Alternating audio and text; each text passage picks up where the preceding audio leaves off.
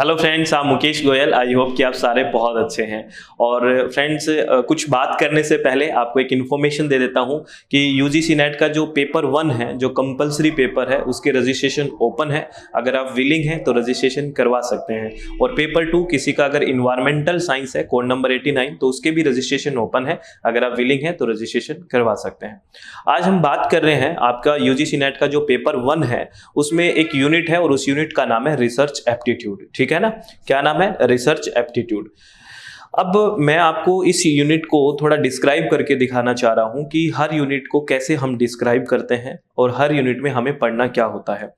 बहुत सारे स्टूडेंट्स ये बोलते हैं कि हम बहुत अच्छी तैयारी करते हैं और फिर भी सिलेक्शन नहीं हो पाता है ना। कई बार ऐसा होता है, शायद आपके साथ किसी के साथ हुआ हो। ठीक है, उसका रीजन पीछे क्या है कि इसका पीछे रीजन ये है कि वो जो सिलेबस देखते हैं वो एकदम सरफेस पे देख लेते हैं और उसको पूरा एनालाइज नहीं करते। ठीक है ना? अगर पूरा एनालिसिस नहीं होगा सिलेबस का तो आप चीजें पकड़ नहीं पाओगे। ये पेपर 1 के लिए भी यही बात है और पेपर 2 के लिए भी यही बात है।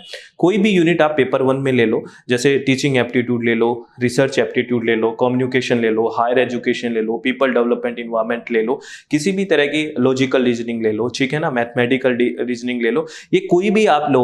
ठीक है, तो इसमें कोई हिडन पोर्शन भी होता है जो आपको एक्सपीरियंस से खुद एनालिसिस करना होता है कि अच्छा ये चीज भी हो सकती है इसमें। मेरी बात समझ रहे हो? ऊपर एक लाइन लिखी हुई है सरफेस पे, उसके अंदर कितना डीप जाना है ये भी आपको थोड़ा पता होना चाहिए, पेपर 1 में भी और पेपर 2 में भी।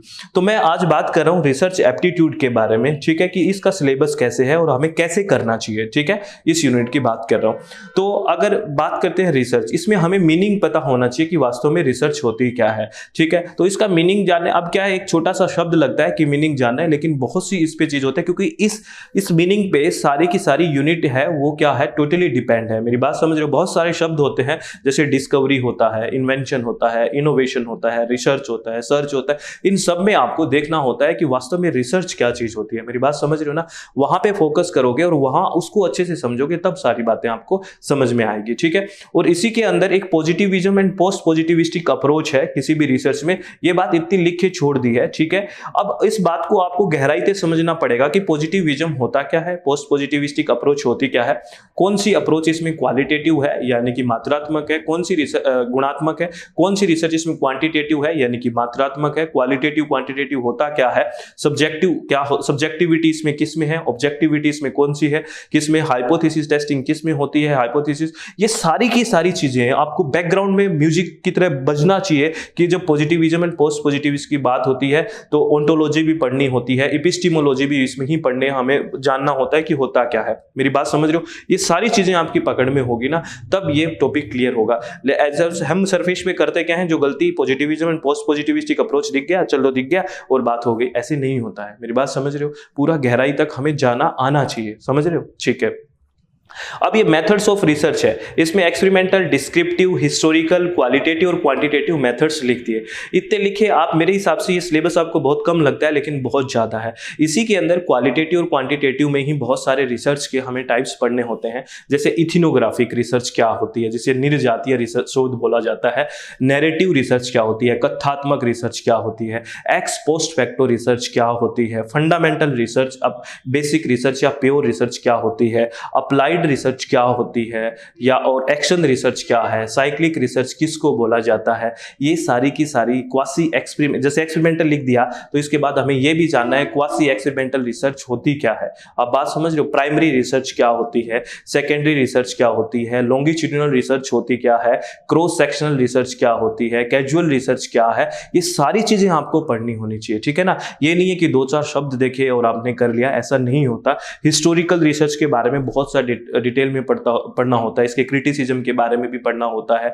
ठीक है, कुछ कहते हिस्टोरिकल रिसर्च करते हैं तो कौन कौन से क्रिटिसिज्म के मेथड है वो भी हम करते हैं। तो बहुत सारी बातें यहाँ मेथड्स में आपको पकड़नी आनी चाहिए। यहाँ ये बात मैं बस इतना बताना चाह रहा हूँ आपको कि कोई भी कॉम्पिटिटिव एग्जाम की आप तैयारी करो, चाहे नेट की आप करो या फिर कोई भी यूपीएससी आईएएस की करो या स्टेट पीसीएस की, कहीं भी आप तैयारी करें तो आपको पहले उस सिलेबस का एनालिसिस अच्छे से करना चाहिए और आपको एनालाइज करना आना चाहिए। ठीक है ना? कैसे भी करके आपको उसकी पकड़ तक पहुंचोगे ना, उसके सिलेबस की प्रॉपर पकड़ तक पहुंचोगे, तब मुझे लगता है कि हमारा सिलेक्शन हो जाता है, जो मेरा एक्सपीरियंस है। ठीक है, मेरी बात समझ रहे हो। और इसमें स्टेप्स ऑफ रिसर्च में भी आपको एक एक स्टेप क्लियर होना चाहिए कि कैसे प्रॉब्लम को आइडेंटिफाई करते हैं, फिर रिव्यू लिटरेचर होता क्या है, इंट्रोडक्शन कैसे देते हैं, मेथोडोलॉजी में सैंपलिंग की क्या क्या मेथड्स होते हैं, क्या यहाँ सैंपलिंग का चैप्टर बहुत इंपॉर्टेंट होता है। और इसमें कहीं सैंपलिंग लिखा हुआ नहीं है, लेकिन उस स्टेप्स में है ना सैंपलिंग, तो उस सैंपलिंग को रैंडम नॉन रैंडम सैंपलिंग क्या है, प्रोबेबल नॉन प्रोबेबल सैंपलिंग का मतलब क्या है, कोटा सैंपलिंग कौन सी होती है, स्ट्रेटिफाइड सैंपलिंग क्या है, ये सारी चीज, एक्सीडेंटल सैंपलिंग क्या है, स्नोबॉल सैंपलिंग क्या है, ये सारी सैंपलिंग भी आपको पता होना चाहिए। तो यहाँ सैंपलिंग बहुत इंपॉर्टेंट हो जाता है। मेरी बात समझ रहे हो? ठीक है, अरे बात समझ रहे हो ना। और ये फॉर्मेट है जो, वो भी बहुत इंपॉर्टेंट हो जाता है। मेथड्स और मेथोडोलॉजी होता क्या है, मेरी बात समझो। रिसर्च डिजाइन क्या होता है, और ठीक है, रिसर्च डिजाइन होता क्या है, रिसर्च डिजाइन में क्या क्या इंक्लूड करते हैं, रिसर्च प्रपोजल क्या होता है, उसमें क्या क्या इंक्लूड होते हैं, रिसर्च रिपोर्ट क्या होती है, ये सारी बातें हमें पता होनी चाहिए यहाँ पे। मेरी बात समझ रहे हो ना। यहाँ तक पूरी आपको डिटेल में जाना होता है फिर। ठीक है, थीसिस एंड आर्टिकल राइटिंग में आपको जैसे फॉर्मेट होता है, रेफरेंस लिखते हैं या जो भी रेफरेंस हम लिखते हैं ना लास्ट में, उसके जैसे एपीए स्टाइल क्या है, एमएलए स्टाइल क्या है, शिकागो स्टाइल क्या है, बहुत सारे स्टाइल्स होते हैं, उनके आपको कम से कम फुल फॉर्म तो पता होना चाहिए, और एक दो का आपको लिखना भी आना चाहिए। मेरी बात समझ रहे हो। आर्टिकल राइटिंग में यह सारी बातें आपको पता होना चाहिए। एब्स्ट्रैक्ट क्या होता है, इंपैक्ट फैक्टर क्या होता है, साइटेशन क्या होता है, कैसे जर्नल में पेपर जाता है, कैसे हम अच्छे जर्नल को पहचानने के लिए किस चीज़ को हम स्टडी करते हैं, ये सारी बातें आपको पता होना चाहिए। जर्नल और पब्लिशर क्या होते हैं, ये सब बातें हमें यहाँ से पता होना चाहिए। मेरी बात समझ रहे हो? समझ रहे हो ना। और इसी में आपको मीटिंग्स के बारे में पढ़ना आना चाहिए। क्या कॉन्फ्रेंस क्या होता है, सेमिनार क्या होता है, सिंपोजियम क्या होता है, कोलोक्वियम क्या होता है, ये सारी बातें आपको पता होनी चाहिए। मेरी बात समझ रहे हो। और वैसे ही यहाँ पे एप्लीकेशन ऑफ आईसीटी,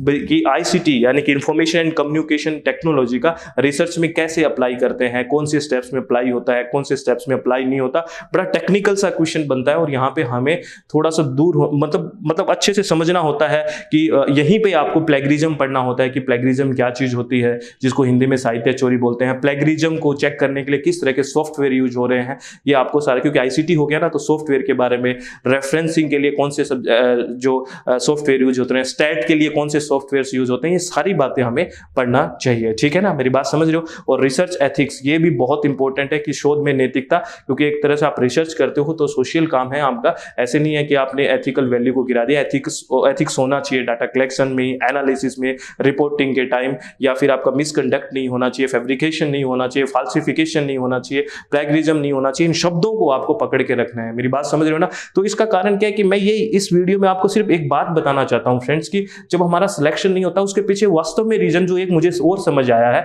एक तो होता ही है कि आपके हमारी कंटिन्यूटी नहीं होती, रिवीजन नहीं होता, ऑथेंटिक मटेरियल हमें नहीं मिल पाता होगा उसकी वजह से। और तीसरी जो लास्ट मुझे अभी एक बात ये समझ में आई है कि हमें अगर प्रॉपर सिलेबस का एनालिसिस नहीं करना था तो भी हमारा सिलेक्शन रुक जाता है। ठीक है ना, मेरी बात समझ रहे हो। तो आपको कितनी गहराई तक जाना है, ये प्रॉपर सिलेबस लेके बैठे आप, उसको अच्छे से स्टडी करें, तभी बातें समझ में आएगी। मेरी बात समझ रहे हो। तो प्लीज आप अपने आप के चित्त को रिलैक्स करके खुश रह के सारी बातें देखिए। इन चीजों से कतई हमें टेंशन नहीं लेनी है। अगर टेंशन ले लोगे तो किसी का भला नहीं होना, ना आपका भला होना, ना किसी और का होना, और खासकर आपका तो बहुत बुरा हो सकता है अगर आप टेंशन लेते हैं तो। मेरी बात समझ रहे हो। अपने आप को रिलैक्स रखना है, चित्त को शांत रखना है कि मुझे क्या पढ़ना चाहिए, कहाँ मैं वीक हो रहा हूं, क्योंकि आपकी कमजोरी और आपका जो पॉजिटिव पक्ष है जो आपको ही पता है। मेरी बात समझ रहे हो। तो अपनी पॉजिटिव, एक तो आप हमेशा सेल्फ मोटिवेटेड रहा करो, आप डिमोरलाइज होने की कतई मतलब कोशिश ही नहीं आने दिया करो, बिल्कुल मस्त रहा करो। खुश रहोगे ना और अच्छे से डिसीजन लोगे तो सब बहुत अच्छा होगा। मेरी बात समझ रहे हो ना।